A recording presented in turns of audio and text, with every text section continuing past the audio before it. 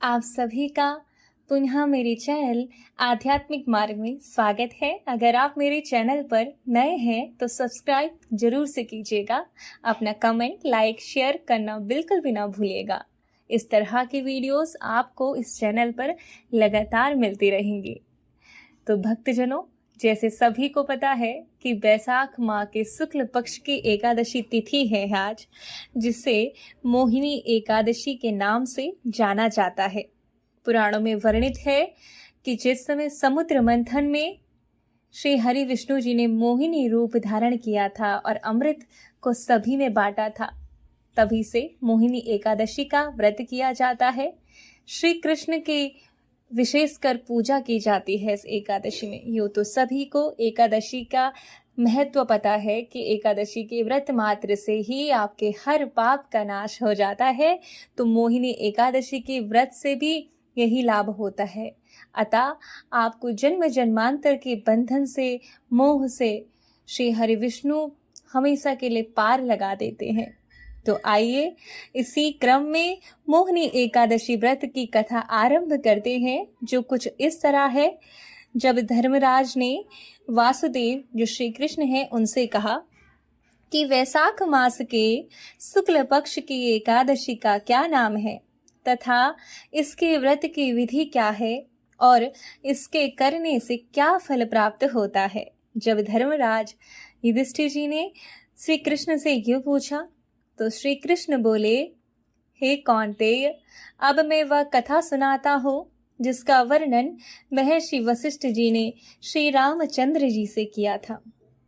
एक समय श्री रामचंद्र जी से गुरु वशिष्ठ जी से पूछा कि हे गुरुदेव, मैंने जनक नंदिनी सीता के वियोग में बहुत कष्ट पाए हैं, अतः आप कोई ऐसा व्रत कहिए कि जिससे समस्त पाप और दुख नष्ट हो जाए। जैसे कि जब हम मोह माया से लिप्त होते हैं तो हम अत्यधिक कष्ट भोगते हैं, हमें अत्यधिक दुख होता है हर छोटी छोटी वस्तु से, हर छोटी भावना से। तो उसी दुख का नाश करने के लिए श्री राम जी गुरु वशिष्ठ जी से उपाय पूछते हैं। तब महर्षि वशिष्ठ जी ने कहा, हे राम, आपने प्रश्न बहुत ही सुंदर किया है। वैशाख माह के शुक्ल पक्ष की मोहिनी नामक एकादशी का व्रत विधि पूर्वक करने से मनुष्य के समस्त पाप और दुख नष्ट हो जाते हैं।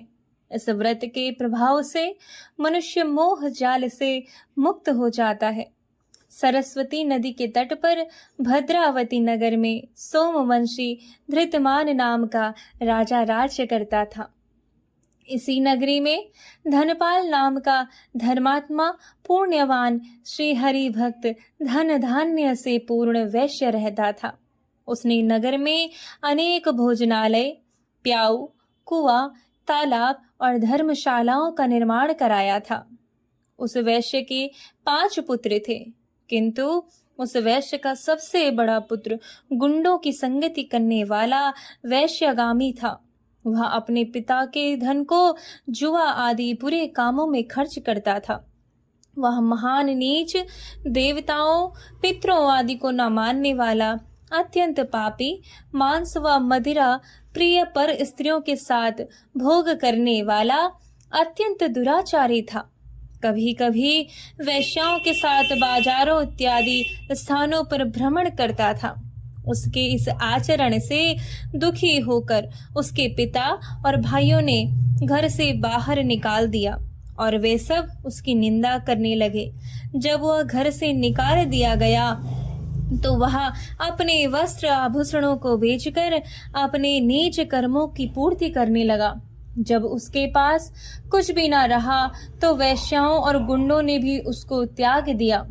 अब तो वह दरिद्रता के कारण भूख और प्यास से व्याकुल हो पेट भरने के लिए कोई मार्ग न देख रात्रि में चोरी करने लगा। एक बार उसे राजा के सिपाहियों ने चोरी करते हुए पकड़ लिया, परंतु उसके पिता की नेकगामी के प्रभाव के कारण उसे छोड़ दिया। इसके बाद भी प्रतिदिन चोरियों करने लगा। दूसरी बार चोरी करते हुए पकड़ा गया तो राजा ने बंदी खाने में डलवाकर अनेक यातना देकर देश निकाले की आज्ञा दे दी। राजा की आज्ञा से नगर के सेठ के पुत्र को राज्य छोड़ना पड़ा और वह जंगल में रहने लगा।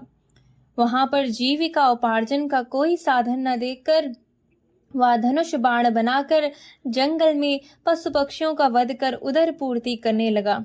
एक बार वह अपने शिकार की खोज करता हुआ भूखा प्यासा कौटिल्य ऋषि के आश्रम पर पहुंचा। उस समय ऋषि गंगा स्नान करके लौटे थे और अपना वस्त्र सुखाने को फटकार रहे थे। उससे जल के कुछ छींटे उसके शरीर पर भी पड़ गए, जिसके कारण उसको कुछ सद्बुद्धि हुई। तब वह हाथ जोड़कर बोला, हे मुनि, मैंने अनेक पाप किए हैं, अतः आप मुझे कोई ऐसा उपाय बताइए कि जो बिना धन के हो सके और मैं पाप से मुक्त हो सकूं। तब कौटिल्य ऋषि ने उसे बैसाख शुक्ल पक्ष की मोहिनी एकादशी के व्रत का विधान कहा, जिसको विधिवत करने से वह वैश्य पुत्र पापों और दुखों से मुक्त हो विष्णु लोक को गया। इस व्रत के प्रभाव से मोह आदि नष्ट हो जाते हैं। इस दिन गौमूत्र का सागर लेना चाहिए। तो हे युधिष्ठिर, इस तरह ये कथा श्री राम जी को गुरु वशिष्ठ जी ने सुनाई थी, जब राम जी सीता के वियोग में अत्यंत दुखी हो गए थे।